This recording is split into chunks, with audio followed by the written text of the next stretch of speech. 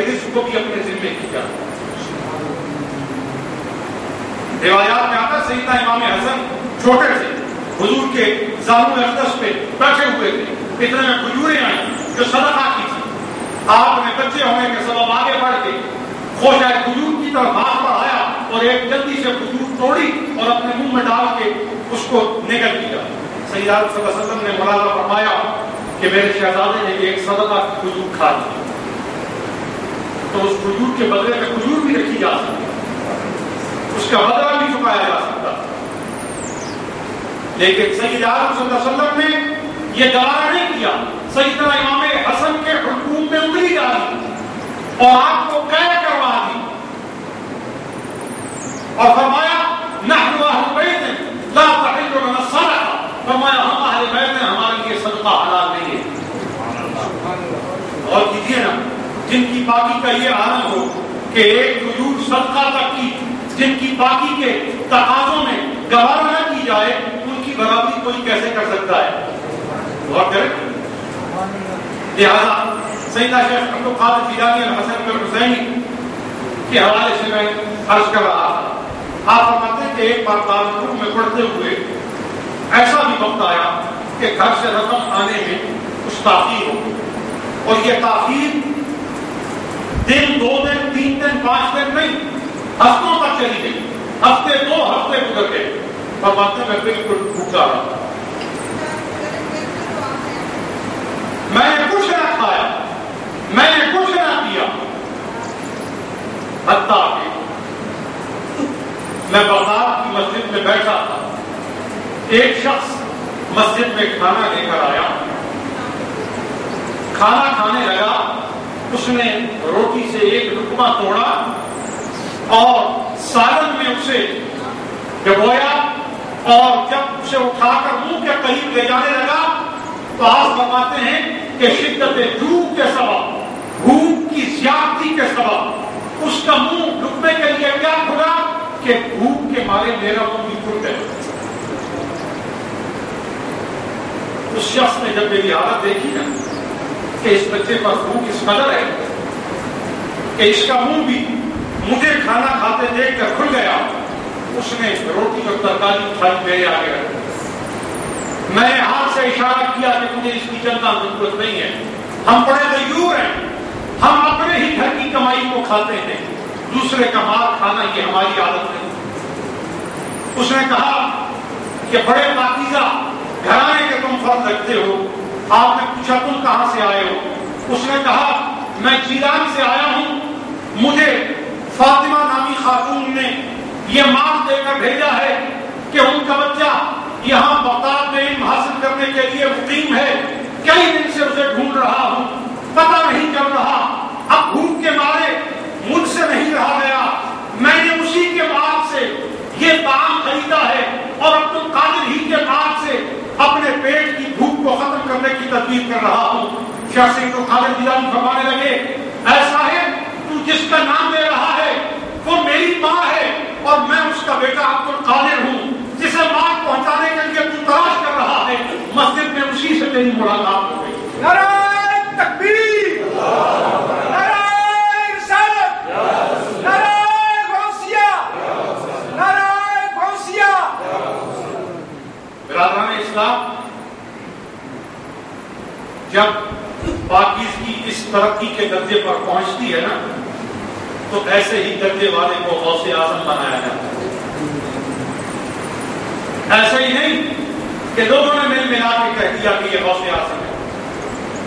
ایسا ہی نہیں کہ 1000-2000 بندے نے کہہ دیا کہ یہ غوث اعظم ہے. نہیں, وہ خاص روحیں ہیں, وہ خاص جسم ہیں, وہ خاص احوال والے لوگ ہیں جنہیں درجوں کے لیے چنا جاتا, جن کے ہاتھ لوگوں کے سامنے ہر وقت پھیلے رہیں, جو لوگوں کے سامنے گداگر بنے, جن کی ضرورتیں لوگوں کا سوال کبھی بھی پیش کرنے میں کمی کی صورت نہ آئے. وہ سمجھے کہ ہم اللہ کے ولی ہیں تو یہ پھول ہے ان کی, وہ دنیا کے کتے ہیں, وہ نفس کے پجاری ہیں. وہ ضرورتوں کے اسیر ہیں، وہ گناہوں اور معصیت کی دلدل میں پھنسے ہوئے ہیں۔ ولایت کا منصب جنہیں دیا جاتا ہے ان کی نگاہ بلند ہوتی ہے اور ان کا ہاتھ دینے والا ہوتا ہے، لینے والا نہیں ہوتا۔ اس لیے برادران اسلام، ماہ رمضان المبارک وہ پاکیزہ مہینہ ہے، وہ برکتوں والا مہینہ ہے، جس مہینے میں روح دولتی کرتی ہے اور کامیابیاں بڑھ بڑھ کر آپ کے قدم لیتی ہیں اور آپ کو مرحبا کہتی ہیں۔ اس واسطے یاد رہے کہ روحانیت میں کامیابی کے اسباب میں ایک سبق کم کھانا کیا ہے؟ کم کھانا، بولیے۔ کم کھانا۔ اور بزرگوں نے اس کی تعلیم یہ کروائی ہے کہ کم کھانا کیوں ضروری ہے؟ تاکہ تم راتوں کو جاگ سکو، تمہیں شب زندہ داری نصیب ہو سکے۔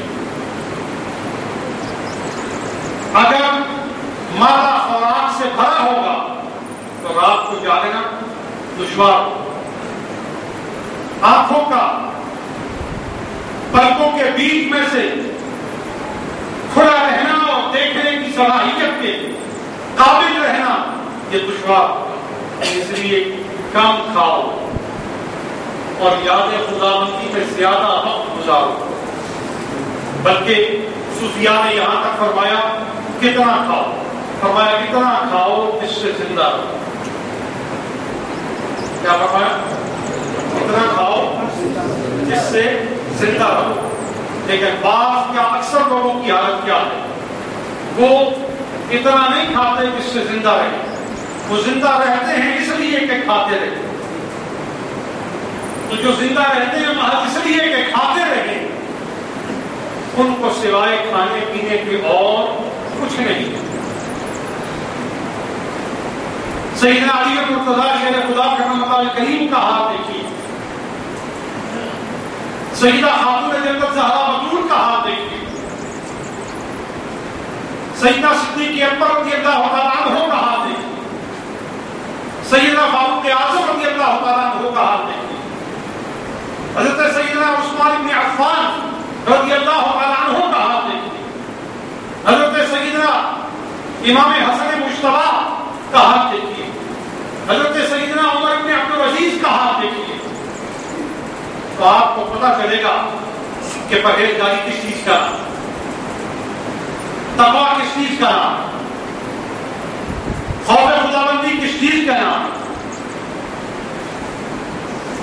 میں مثال کے طور پہ ایک واقعہ آپ کے سامنے روحانیت کے رشتے کو مضبوط کرنے کے لیے پیش کرتا ہوں۔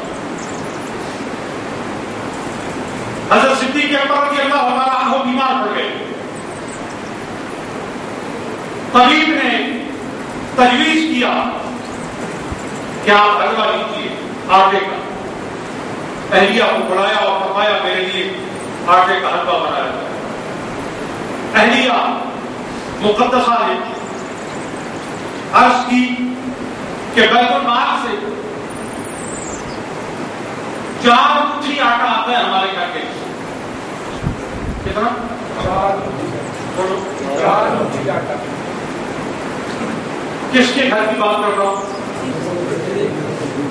نائب رسول، خلیفہ اول، افضل الصحابہ،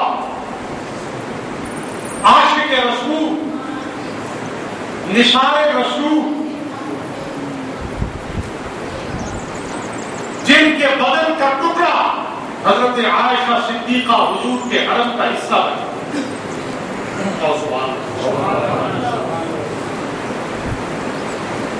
آپ کے گھر میں آپ امیر المومنین ہیں، سلطنت اسلامیہ کے تاجدار ہیں، گھر میں آٹا کتنا آتا ہے؟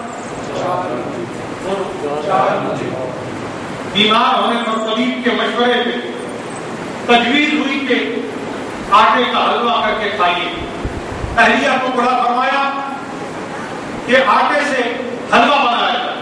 اہلیہ نے جواب دیا اتنا آٹا نہیں ہوتا کہ آپ کے لیے حلوہ بن سکے. یہ کیا ہے؟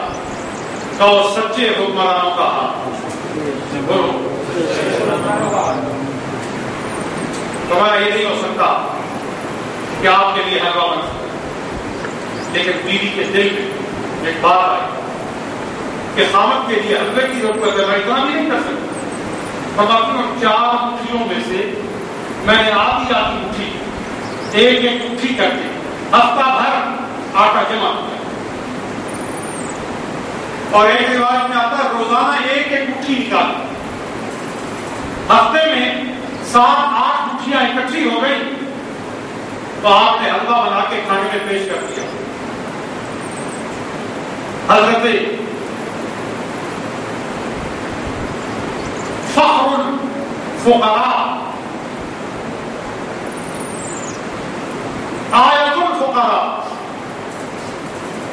ابو بکر صدیق رضی اللہ تعالی عنہ نے جس وقت کھانے میں حلوہ دیکھا اہلیہ کو فرمایا تو تو کہتی تھی آٹا ہی اتنا نہیں کہ حلوہ بن سکے، اب کیوں کر بن گیا؟ عرض کی ہفتہ بھر ایک مٹھی بچائی ہے آپ کے حلوے کے لیے. فرمایا اچھا تو ایک مٹھی بچا کر گھر میں باقی گزارا ہو گیا تھا. 4 مٹھیوں سے کم کر کے 3 مٹھیوں کے ساتھ گزارا ہو گیا تھا. عرض کی ہاں آسانی. اسی وقت عامر کو بلایا اور فرمایا ابو بکر کے گھر آنے والے آٹے میں ایک مٹھی کم کی کر دی جائے. ہفتے کے تجربے نے ثابت کر دیا ہے کہ میرے گھر کا گزارا 3 مٹھیوں سے ہو سکتا ہے. یہ نظام مؤثرہ کی برکت، یہ نظام صحیحہ کی دولت. جن کے گھر کا یہ حال تن من دھن حضور کے حکم پر قربان کر دیا، گھر کا سارا مال پیش کر دیا. اور جب حضور نے دیکھا کہ ابو بکر کے مال سے مسجد نبی کے سین میں اتنا ڈھیر ہوا کہ حضور کے درمیان اور صحابہ کے درمیان حضرت ابو بکر صدیق کا لایا ہوا پیش کیا ہوا مال ایک پہاڑ کی صورت اختیار کر دیا. سیدنا صلی اللہ علیہ وسلم نے فرمایا ابو بکر کچھ گھر والوں کے لیے بھی چھوڑا ہے یا سب ادھر ہی لے آئے؟ ابھی بخاری شریف کے لفظ ہیں، حدیث شریف کے لفظ ہیں. حضرت صدیق اکبر کا جواب سنیے. عرض کی آقا میں گھر میں اللہ اور اس کا رسول چھوڑ آیا. کس کو؟ کھلے بولو. اللہ اور اس کے رسول کو چھوڑا. سمجھ کے بہت تھا کہ آپ کے دل اور دماغ میں یہ بات اتر جائے. حضرت ابوبکر صدیق نے کیا جواب عرض کیا؟ میں گھر میں اللہ اور اس کے رسول کو چھوڑا ہے. میں گھر میں میں گھر میں اللہ اور اس کے رسول کو چھوڑ کر آیا. میں پوچھتا ہوں کہ رسول ہی کو تو کہہ رہے ہیں کہ میں گھر میں رسول کو چھوڑ کے آیا ہوں. نہیں بات کیا رسول خدا ہی کو تو مخاطب کر کے حضرت صدیق اکبر یہ عرض کر رہے ہیں میں گھر میں اللہ اور اس کے رسول کو چھوڑ کے آیا ہوں. اور یہاں آپ کے ذہنوں کو روک کر آپ کو دعوت مطالعہ و تحقیق دیتے ہوئے کہتا ہوں. حضور نے نہیں فرمایا ابو بکر میں تو یہاں بیٹھا ہوں تیرے گھر میں کیسے ہوں. کسی صحابی نے بھی یہ سن کر نہیں کہا کہ ابو بکر یہ کیسے ہو سکتا ہے کہ حضور یہاں مسجد نبی میں ہوں اور تیرے گھر میں بھی بیٹھے ہوں. صحابہ کا ایسا نہ کہنا ثانیاً اور اولاً حضور کا ایسا نہ روکنا اس بات کی دلیل ہے کہ حضور اپنے روزے میں بھی ہیں، حضور مومنوں کے گھروں میں بھی ہیں. اور جس شخص کا یہ عقیدہ ہو امت میں سب سے پہلے جس کا یہ عقیدہ بنا اسی کو تو ابو بکر صدیق کہا جاتا. صدق صدیق کے نعرے لگانے والوں مصطفیٰ کو حاضر بھی مانو، مصطفیٰ کو ناظر بھی مانو. اور حضور حاضر ناظر، حضور